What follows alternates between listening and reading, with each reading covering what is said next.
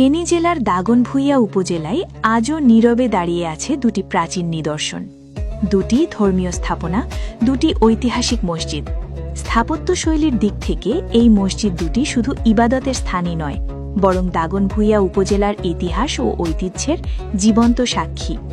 এর একটি ৪ নং রামনগর ইউনিয়নের রামনগর চৌধুরীবাড়ি জামে মসজিদ নামে পরিচিত, অন্যটি দাগনভূঞা উপজেলার ৬ নং সদর ইউনিয়নের অন্তর্গত দাগনভূঞা চৌধুরীবাড়ি মসজিদ নামে পরিচিত।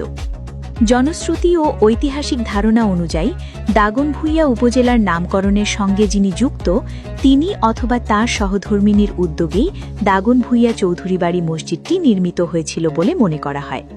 সময় সাথে শতাব্দীর পরিবর্তন পেরিয়ে এই দুটি মসজিদ আজও দাঁড়িয়ে আছে প্রায় ৩০০ বছরের পুরনো প্রাচীন সাক্ষী হয়ে, নীরবে বহন করে চলেছে ইতিহাস ঐতিহ্যের গল্প। প্রজন্মের পর প্রজন্ম এই স্থাপত্যশৈলী দেখে মুগ্ধ।